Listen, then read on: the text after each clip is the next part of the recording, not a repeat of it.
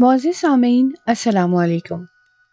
مقبول جہانگیر کی ایک اور تہلکہ خیز تصنیف پاگل خانہ آپ کی پیش خدمت ہے۔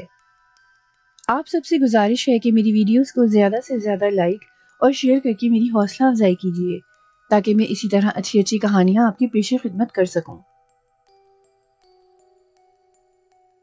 فوربس کے حلق سے یہ الفاظ سرگوشیوں میں برآمد ہو رہے تھے اور اس کے بدن پر لرزہ طاری تھا۔ فوسٹر سے اب ضبط نہ ہو سکا۔ اس نے دونوں ہاتھوں سے فوربس کو جھنجھوڑ کر جگا دیا۔ فوربس نے آنکھیں کھول دی۔ اس کی آنکھیں کبوتر کے خون کی طرح سرخ ہو رہی تھیں۔ فوسٹر دہشت زدہ ہو گیا۔ فوربس ان خونی آنکھوں سے فوسٹر کو تکتا رہا، پھر اس کی پتیاں سکڑنے اور پھیلنے لگی اور آہستہ آہستہ آنکھوں کی سرخی زائل ہونے لگی۔ اس کے چہرے پر پھیلے ہوئے وحشیانہ تاثرات معدوم ہوئے۔ اس نے اٹھ کر بیٹھنا چاہا۔ اس کام میں فوسٹر نے اس کی مدد کی۔ کون ہو تم؟ فوربس کے حلق سے بھرائی ہوئی آواز نکلی۔ اگر تم پولیس افسر ہو تو یہاں سے نکل جاؤ۔ تم لوگوں نے مجھے تباہ کر دیا ہے۔ بدماش، سور، کمینے، تمہیں اب بھی مجھ پر شک ہے کہ برجی کو میں نے قتل کیا تھا؟ خدا تمہیں غارت کرے، میں کتنی مرتبہ کہہ چکا ہوں کہ میں نے برجی کو قتل نہیں کیا، اس نے خود ہی اپنے سینے میں خنجر گھونپ لیا تھا۔ فوسٹر نے آہستہ سے کہا، مجھے معلوم ہے مسٹر فوربس، مجھے معلوم ہے، تم بالکل بے قصور ہو، تم نے برجی کو قتل نہیں کیا تھا۔ فوربس خوش ہو گیا۔ کیا واقعی تم بھی ایسا سمجھتے ہو؟ خدا کا شکر کہ دنیا میں کم از کم ایک شریف آدمی تو ایسا ہے جو مجھے مجرم نہیں سمجھتا۔ ویسے تم ہو کون؟ پولیس والے تم دکھائی نہیں پڑتے۔ میں ایک ڈاکٹر ہوں مسٹر فوربس، فوسٹر نے مسکراتے ہوئے جواب دیا، اور خاص طور پر تم سے ملاقات کے لیے لندن سے یہاں آیا ہوں۔ میں نے تمہارے کیس کا تفصیل سے مطالعہ کیا اور مجھے محسوس ہوا کہ تم سے سخت زیادتی ہوئی ہے۔ کسی نے تمہارے بیان پر اچھی طرح توجہ نہیں دی اور تمہیں برجی کے قتل کا ذمہ دار قرار دے کر یہاں قید کر دیا، حالانکہ میں خوب جان گیا ہوں کہ تم نے یہ واردات نہیں کی تھی۔ فوربس نے فوسٹر کے دونوں ہاتھ تھام لیے اور کہا، تم آدمی نہیں رحمت کے فرشتے ہو ڈاکٹر۔ دیکھتے ہو ان کمبختوں نے میری کیا گت بنائی ہے۔ بھلا میں تمہیں اس صورت شکل سے کوئی قاتل نظر آتا ہوں؟ ایسا قاتل جو اپنی بیوی کو قتل کر سکتا ہو؟ ہرگز نہیں، ہرگز نہیں۔ اب یہ بتاؤ، تم مجھے یہاں سے کب نکال کر اپنے ساتھ لے جاؤ گے؟ میں اس منحوس مقام پر ایک منٹ نہیں رکنا چاہتا۔ فوسٹر نے فوربس کے شانے پر تھپکی دی۔ گھبراؤ نہیں، 2-3 پیچیدگیاں ہیں جو جلد دور ہو جائیں گی، پھر تم آزاد ہوگے اور تمہاری گمشدہ توانائیاں بحال ہو جائیں گی۔ لیکن اس کے لیے شرط یہ ہے کہ تم میرے ساتھ تعاون کرو۔ مجھے اپنے بارے میں تفصیل سے بتاؤ، جو کچھ تمہیں یاد آتا جائے بیان کرو۔ ہو سکتا ہے میں کوئی ایسا نکتہ دریافت کر لوں جس کی مدد سے تمہارے کیس پر قانونی نقطہ نگاہ سے دوبارہ غور و خوض کیا جا سکے۔ اگر ضرورت پڑی تو میں کسی اچھے وکیل کا بندوبست بھی کر دوں گا۔ فوربس کی آنکھوں سے آنسوؤں کے قطرے ٹپکنے لگے۔ یہ آنسو شکر گزاری کے تھے۔ اس نے فوسٹر کے ہاتھوں کو بوسہ دینا چاہا، مگر فوسٹر نے اپنے ہاتھ جلدی سے ہٹا لیے۔ فوربس مسلسل آنسو بہاتا رہا، یہاں تک کہ وہ ہچکیاں لے لے کر رونے لگا۔ فوسٹر نے اسے دلاسا دیا، اس کے سوا وہ کر بھی کیا سکتا تھا؟ اسے دل میں اس امر پر سخت ندامت تھی کہ اس نے ایک قابل رحم شخص سے دیدہ دانستہ جھوٹ بولا۔ اسے بتایا کہ وہ صرف اسی سے ملاقات کے لیے آیا ہے اور یہ کہ وہ فوربس کی ہر ممکن مدد کرے گا۔ یہ تو صریحاً جھوٹ تھا۔ ڈاکٹر ہو کر اس نے ایک مریض سے غلط بیانی کی تھی۔ اس احساس ندامت سے خود فوسٹر کی آنکھیں بھیگ گئیں۔ کاش وہ مجہول اور دیوانے فوربس کو بتا سکتا کہ خود اس کی حیثیت اس عمارت میں محبوس ایک پاگل کی سی ہے، لیکن وہ یہ سب کچھ نہیں کہہ سکتا تھا اور فوربس ہی کو تسلیاں دینے میں لگا رہا۔ آخر کار فوربس نے اپنے آنسو پوچھے اور نڈھال ہو کر پلنگ پر لیٹ گیا۔ پھر فوسٹر کو اس کی لرزہ خیز کہانی سننے کے لیے زیادہ انتظار نہیں کرنا پڑا۔ فوربس انگلستان کے مغربی ساحل پر واقع ایک چھوٹے سے گاؤں کے چھوٹے سے مکان میں اپنی ماں کے ساتھ رہتا تھا۔ بچپن ہی سے وہ خاصا کن ذہن اور غبی تھا۔ پڑھائی لکھائی کے بجائے اس کا دھیان کھیل کود میں لگا رہتا۔ اس کا باپ ریلوے میں ملازم تھا اور اس وقت فوربس کی عمر کا 8واں برس شروع ہوا تھا کہ اس کا باپ انجن کے نیچے آ کر ہلاک ہو گیا۔ اگر اس کی ماں حوصلہ مند عورت نہ ہوتی تو فوربس کو یقیناً کسی خیراتی ادارے کے سہارے اپنا بچپن اور پھر جوانی کے دن کاٹنے پڑتے، لیکن ایسا نہیں ہوا۔ فوربس کی ماں محنت مزدوری کر کے اپنا اور اس کا پیٹ پالتی رہی۔ اس نے بڑی کوشش کی کہ فوربس اگر لکھنا پڑھنا نہیں چاہتا تو کوئی ہنر ہی سیکھ لے۔ اس مقصد کے لیے اس نے اسے مختلف ہنرمندوں کے پاس کام سیکھنے کے لیے بٹھایا، مگر فوربس 3-4 گھنٹے کام سیکھتا اور پھر آوارگی پر تل جاتا، حتیٰ کہ اس کی زندگی کے 22 برس بیت گئے۔ اپنے گاؤں میں وہ بدنصیب فوربس، جاہل فوربس اور نالائق فوربس کے القابات و خطابات سے پہچانا جاتا تھا۔ خدا جانے کیسے اس کے بارے میں یہ بات مشہور ہو گئی کہ فوربس سخت منحوس آدمی ہے، جس جگہ اس کا سایہ بھی پڑ جائے وہ جگہ ویران اور برباد ہو جاتی ہے۔ لوگ اس سے خوامخواہ خوف کھانے لگے۔ فوربس کو دور سے آتا ہوا دیکھتے تو سب کام کاج چھوڑ کر پرلی طرف ہو جاتے۔ گاؤں کی کوئی عورت اور کوئی نوجوان اس سے بات کرنے کا روادار نہ تھا۔ اس نے اپنی نحوست کا سبب جاننے کی بڑی کوشش کی، لیکن کامیاب نہ ہوا۔ پھر وہ دن بھی آیا جب گاؤں والوں نے فوربس کی ماں سے کہا کہ وہ اپنے منحوس بیٹے کو کہیں اور بھیج دیں، ورنہ وہ لوگ کوئی اور تدبیر کریں گے۔ فوربس کی ماں بیچاری گاؤں کے تمام افراد کا تنہا مقابلہ نہیں کر سکتی تھی، چنانچہ وہ دونوں ماں بیٹا اپنے گاؤں سے نکلے اور 10-12 میل دور واقع ایک اور بستی میں چلے گئے۔ فوربس ان دنوں پھیری پر سلے سلائے کپڑے بیچا کرتا تھا۔ بس اس کا کام ایسا تھا جو اسے پسند خاطر ہوا، مگر سلے سلائے کپڑوں میں کوئی خاص آمدنی نہ تھی۔ نہایت معمولی کمیشن فوربس کو ملتا اور اسی میں وہ ماں بیٹا اپنی گزر اوقات کرتے۔ فوربس کی ماں اب بوڑھی اور کمزور ہوتی جا رہی تھی اور اس کی دلی خواہش تھی کہ فوربس کی جلد از جلد کہیں شادی ہو جائے، لیکن اس جیسے کنگال نوجوان کی شادی اتنی آسان نہ تھی۔ غریب سے غریب گھرانے میں بھی فوربس کے لیے کوئی رشتہ نہ تھا۔ وجہ دراصل یہ تھی کہ وہ بیچارہ شکل سے بھی پیدل تھا اور عقل و خرد کی بھی اس میں خاصی کمی تھی۔ اس پر ستم یہ ہوا کہ اس سے پہلے گاؤں والوں نے دوسرے گاؤں کے لوگوں تک یہ بات پہنچا دی کہ فوربس دنیا کا سب سے زیادہ منحوس آدمی ہے۔ ظاہر ہے ایسے منحوس کے ہاتھ میں کون احمق اپنی بیٹی یا بہن کا ہاتھ تھما دیتا۔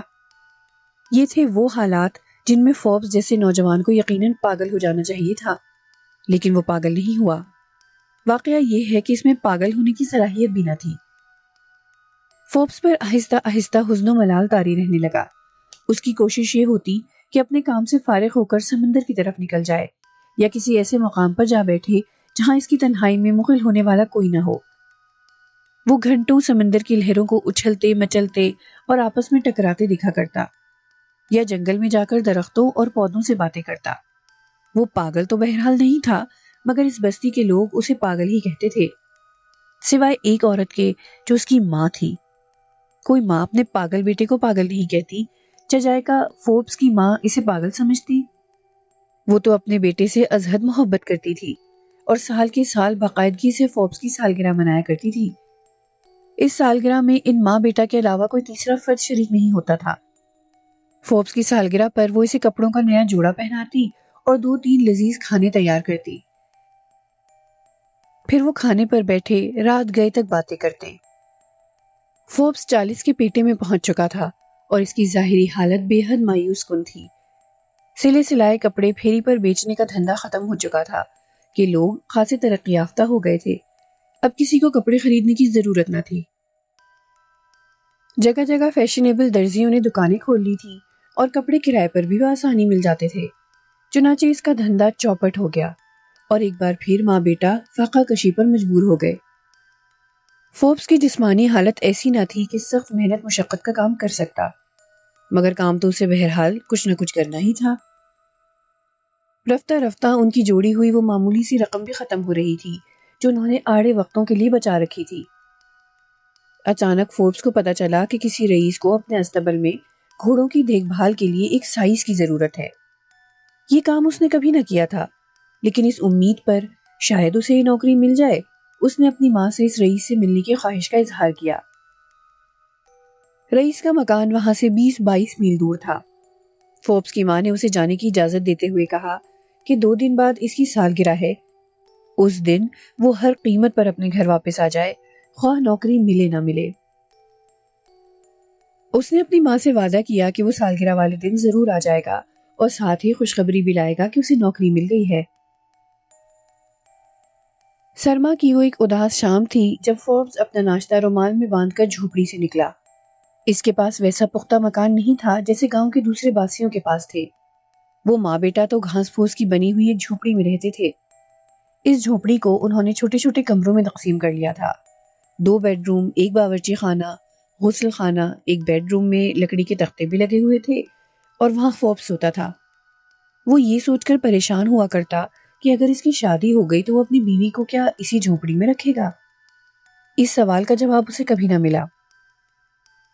ماں فوربس کو دروازے سے کچھ آگے تک رخصت کرنے آئی اور واپس جاتے ہوئے ایک بار پھر اس نے اسے یاد دلایا کہ بدھ کی رات اس کی سالگرہ ہے۔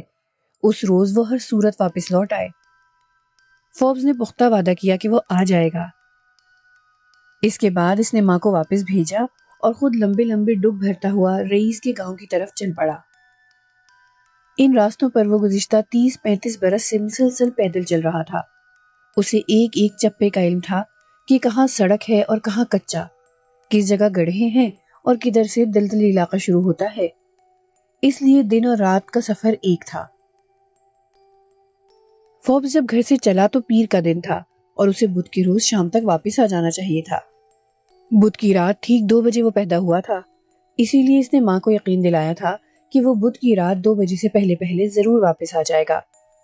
لیکن اسے واقعی اس کی بدقسمتی یا نحوست ہی کہنا چاہیے کہ جب 22 میل کا سفر طے کر کے منگل کی صبح اس رئیس کے مکان تک پہنچا تو اسے شدید بخار چڑھا ہوا تھا۔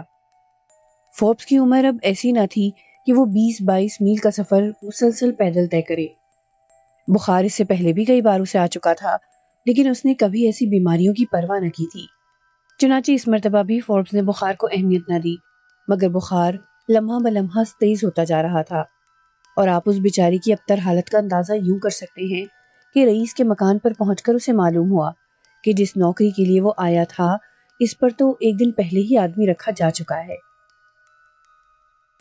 وہ تھکن اور بخار سے سخت نڈھال تھا۔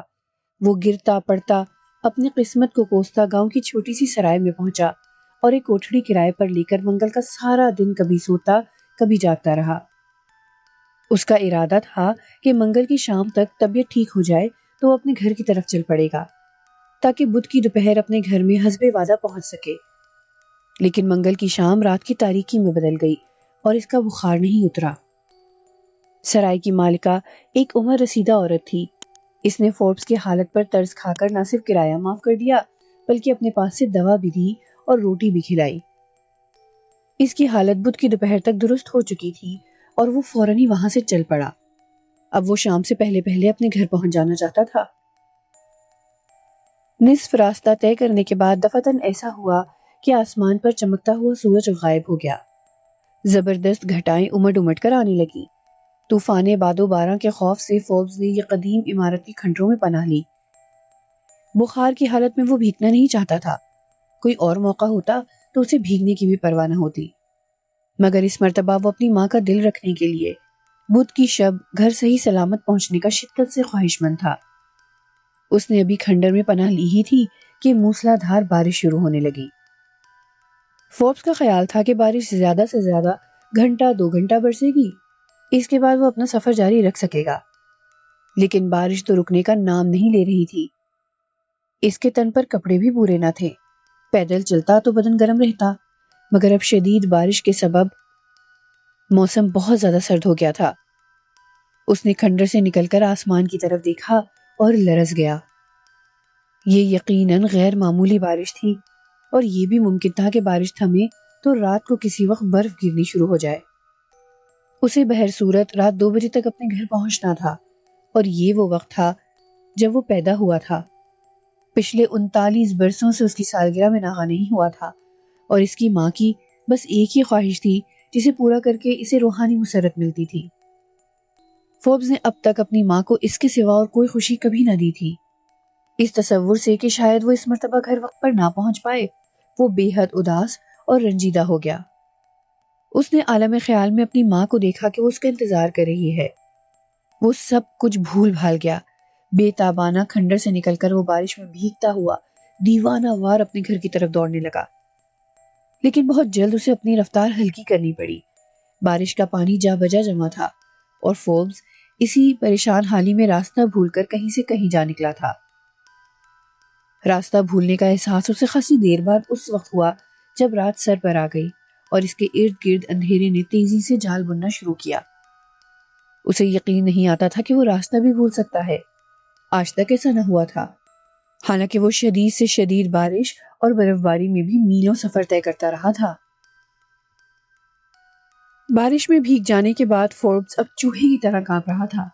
سردی سے اس کے ہاتھ پیر سن ہونے لگے۔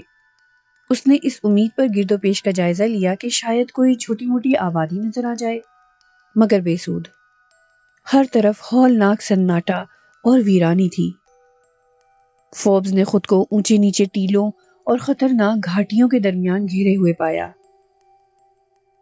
ایک جگہ رک کر وہ سوچنے لگا کہ یہ کون سا مقام ہے۔ خوب غور کرنے کے باوجود اسے یاد نہیں آیا کہ یہ جگہ اس کے لیے اجنبی ہے یا وہ پہلے بھی یہاں سے گزر چکا ہے۔ اسے اب جلد از جلد کہیں پناہ لینی چاہیے تھی، ورنہ رات بھر وہ یوں ہی بھیگتا رہتا تو اس کی موت یقینی تھی۔ آخری کوشش کرتے ہوئے وہ 3 میل اس توقع پر چلا کہ شاید صحیح راستہ دکھائی دے جائے، لیکن جوں جوں وہ آگے بڑھتا جا رہا تھا راستہ زیادہ دشوار گزار اور نامانوس ہوتا جا رہا تھا۔ یکا یک اس نے بھیڑیوں کے چلانے کی آوازیں سنی اور اس کا رہا سہا خون بھی رگوں میں جمنے لگا۔ اس نے خونخوار بھیڑیوں کے بارے میں بہت سی کہانیاں بچپن میں اپنی ماں کی زبانی سنی تھی کہ کس طرح بھولے بھٹکے مسافروں پر بھیڑیے حملہ کر کے انہیں چٹ کر جاتے ہیں۔ فوربس پوری قوت سے اندھا دھند دوڑنے لگا، تاہم ہر لمحہ اسے یہ احساس ہوتا کہ بھیڑیوں نے اس کی بو پا لی ہے۔ وہ اس کے تعاقب میں اپنی لال لال زبانیں نکالے لپ کے چلے آ رہے ہیں۔ دفعتاً اس نے ٹھوکر کھائی اور وہ منہ کے بل گرا۔ اس کا سر کسی پتھر سے ٹکرایا، نگاہوں کے آگے چنگاریاں سی اڑی، پھر اس کو کچھ خبر نہ رہی۔ فوربس کو ہوش آیا تو وہ ایک گہرے گڑھے میں گرا ہوا تھا۔ یہ عجیب اتفاق تھا کہ اس کا سارا بدن پانی میں ڈوبا ہوا تھا اور صرف گردن باہر تھی، ورنہ وہ کبھی کا مر چکا ہوتا۔ بارش تھم چکی تھی اور آسمان پر تارے ٹمٹما رہے تھے۔ اس نے اٹھنے کی کوشش کی مگر ناکام رہا۔ اس کے سر میں شدید چوٹ آئی تھی اور ماتھے پر ٹیسیں اٹھ رہی تھی۔ اس نے ہاتھ لگا کر دیکھا، پیشانی زخمی تھی اور خون نکل نکل کر جم چکا تھا۔ بڑی مشکلوں سے وہ گڑھے سے باہر نکلنے میں کامیاب ہوا۔ اس کا ذہن تاریک تھا، حتیٰ کہ فوربس کو یہ بھی یاد نہ رہا کہ اسے گھر پہنچنا ہے۔ وہ غیر شعوری طور پر لڑکھڑاتا ہوا ایک طرف چل پڑا۔ چلتے چلتے مان اس نے کچھ فاصلے پر دیکھا کہ پتھر کی بنی ہوئی ایک چھوٹی سی عمارت ہے۔ اس ویرانے میں یہ عمارت کہاں سے آئی؟ وہ وہیں رک کر حیرت سے ادھر تکتا رہا۔ اس کی آنکھیں دھوکہ نہیں کھا رہی تھیں۔ اس کی نظروں کے سامنے وہ عمارت واقعی موجود تھی اور اس کی کھڑکیوں میں سے روشنی کی ہلکی ہلکی کرنیں پھوٹ رہی تھیں۔ فوربس کے قدم بے اختیار ادھر اٹھ گئے۔ قریب جا کر اس نے غور سے عمارت کا جائزہ لیا۔ خاصی پرانی عمارت تھی، سیاہ پتھروں کی بنی ہوئی، اور پتھروں پر بے انتہا کائی جمی ہوئی تھی۔ فوربس نے دل میں کہا، چونکہ میں اس علاقے میں پہلی بار آیا ہوں، اس لیے ممکن ہے یہاں کبھی آبادی رہی ہو۔ اگر آبادی ہے تو اس عمارت کے علاوہ دوسرے مکان بھی تو ہونے چاہیے تھے۔ یہ معمہ اس کا ذہن کسی طرح حل نہ کر سکا۔ عمارت کے اندر روشنی کا مطلب البتہ اس کی عقل میں آیا کہ اس میں ضرور کوئی نہ کوئی رہتا ہوگا۔ گھوم کر وہ صدر دروازے کی طرف گیا۔ دروازے کی سیدھ میں اسے ایک لمبی تنگ سی ڈیوڑی نظر آئی۔ دروازے میں کھڑے ہو کر اس نے اپنی بھدی آواز میں کپ کپاتے ہوئے پکارا، کوئی ہے؟ کیا میں یہاں اندر آ سکتا ہوں؟ چند لمحے انتظار کے بعد اس نے ذرا زور سے وہی آواز پھر لگائی، یہاں کوئی شخص موجود ہے؟ میں اندر آنے کی اجازت چاہتا ہوں۔ اس مرتبہ فوربس کے کانوں میں ایک ایسی آواز آئی جیسے عمارت کے اندر دروازہ کھلا اور پھر بند ہوا ہو۔ پھر اس نے قدموں کی چاپ سنی۔ اس نے اطمینان کا سانس لیا اور دل میں سوچا، کیا عجب اسے یہاں رات گزارنے کی اجازت مل جائے۔ ڈیوڑی میں روشنی جھلملائی اور اس نے دیکھا کہ ایک بوڑھا ہاتھ میں قدیم وضع کا شمعدان تھامے آہستہ آہستہ آ رہا ہے۔ اس نے پیروں میں لکڑی کی کھڑاویں پہن رکھی تھیں اور جب وہ چلتا تو ان کھڑاووں سے ایسی آواز نکلتی جیسے کوئی جانور بری طرح چیخ رہا ہو۔ وہ گھبرا کر پیچھے ہٹ گیا۔ اتنے میں بوڑھا قریب آیا اور دروازے میں آن کر رک گیا۔ پھر اس نے شمعدان سر سے اونچا اٹھا کر اس کی روشنی فوربس کے چہرے پر ڈالی اور بولا، کیا تم اپنی مرضی اور خواہش سے اس عمارت کے اندر آنے کی اجازت چاہتے ہو؟ جی جی جی ہاں، فوربس نے ہکلا کر کہا۔ کیا یہ کوئی سرائے ہے؟ سرائے؟ بوڑھے نے استفہامیہ انداز میں کہا۔ ہاں، تم اسے سرائے ہی سمجھو۔ کون ہو تم اور اس وقت کہاں سے آ رہے ہو؟ فوربس نے اسے بتایا کہ وہ ایک مسافر ہے۔ بوڑھے کے ہونٹوں پر مسکراہٹ پھیل گئی۔ فوربس نے اسے خوفزدہ نظروں سے دیکھا۔ بوڑھے کے سفید سفید دانت کسی درندے کے دانتوں کی طرح نوکیلے اور بڑے بڑے تھے۔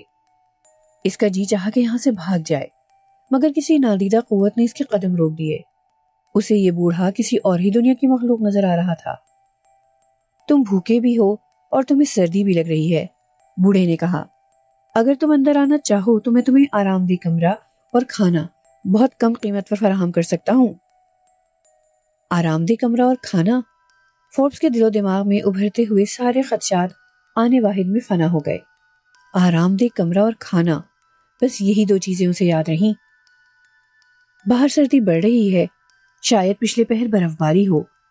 اس کے کانوں میں بوڑھے کی آواز آئی، اگر تم اپنی مرضی سے اندر آنا چاہتے ہو تو آ سکتے ہو۔ فوربس کا اٹھا ہوا قدم رک گیا۔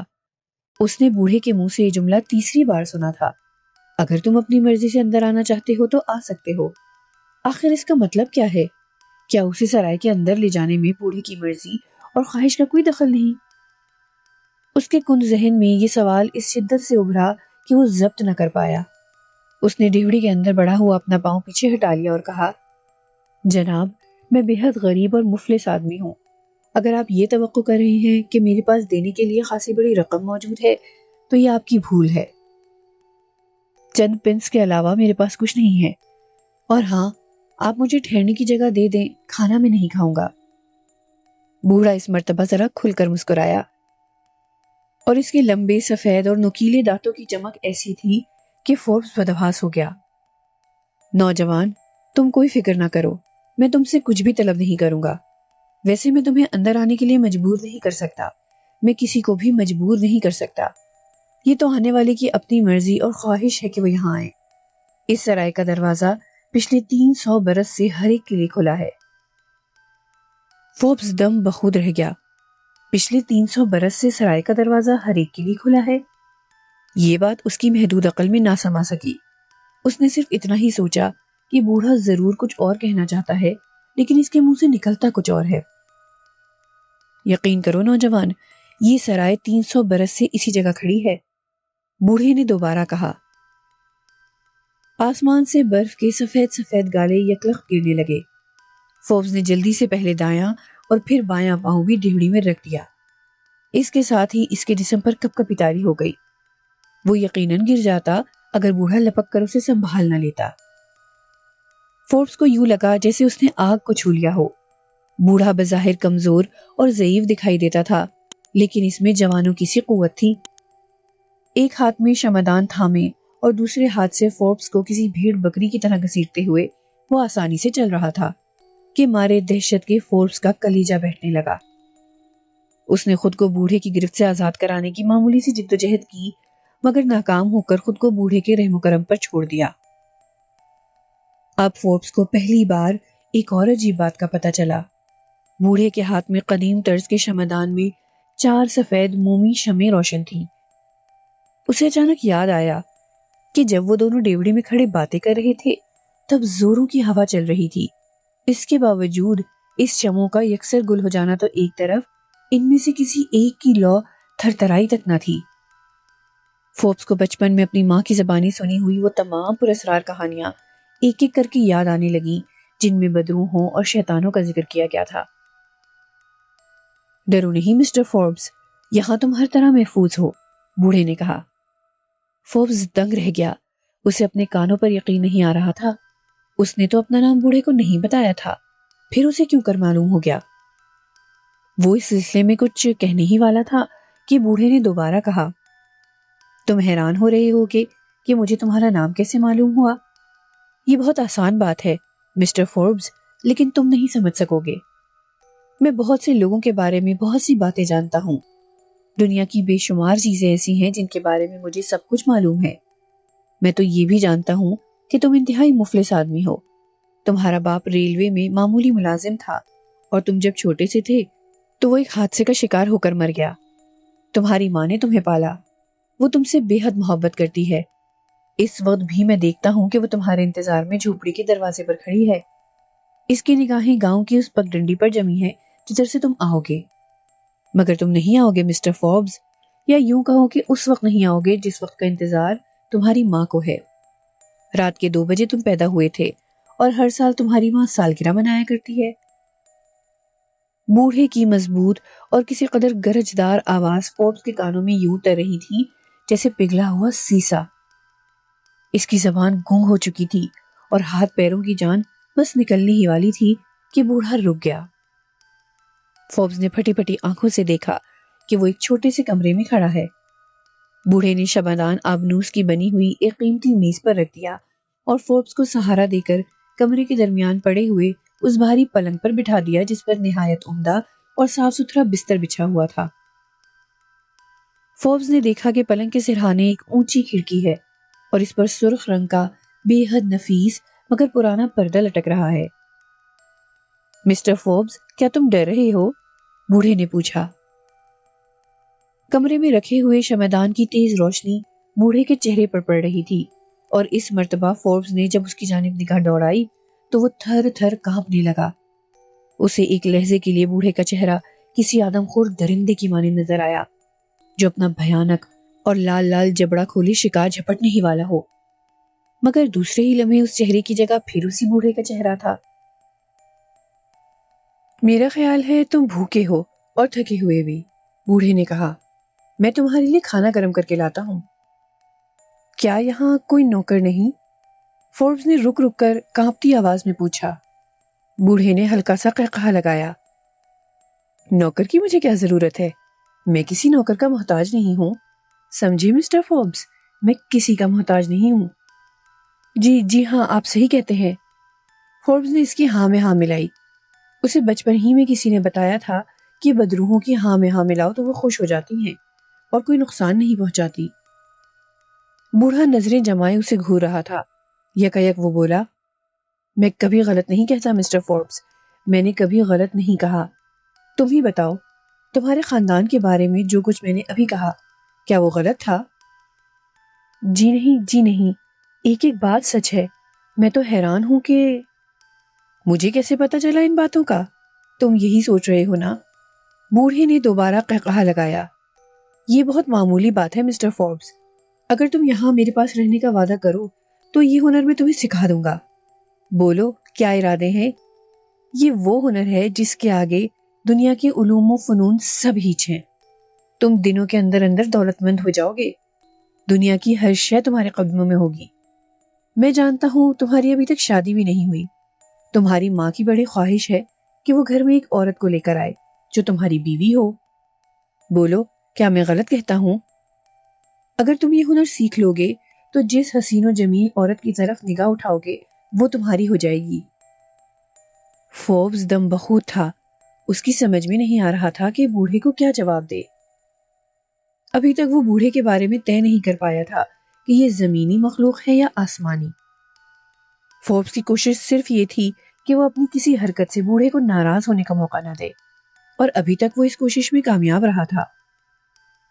دفعتاً فوربس کے کانوں میں گھڑیال کے 12 بجانے کی تیز آواز آئی۔ یہ آواز یقیناً اسی عمارت کے اندر سے آ رہی تھی۔ گھڑیال کی ہر ضرب پر فوربس کو یوں لگتا جیسے یہ ضرب اس کی کھوپڑی پر لگ رہی ہو۔ پنڈولم کے حرکت کرنے کی آواز بھی اس کے کانوں تک بخوبی پہنچ رہی تھی۔ جب گھڑیال نے 12ویں اور آخری ضرب لگائی تو یکلخت شمعدان میں رکھی ہوئی چاروں مومی شمعیں مدھم پڑ گئی اور ان کی روشنی نہ ہونے کے برابر رہ گئی۔ فوربس کا بدن یہ نظارہ دیکھ کر پتھر سا ہو گیا۔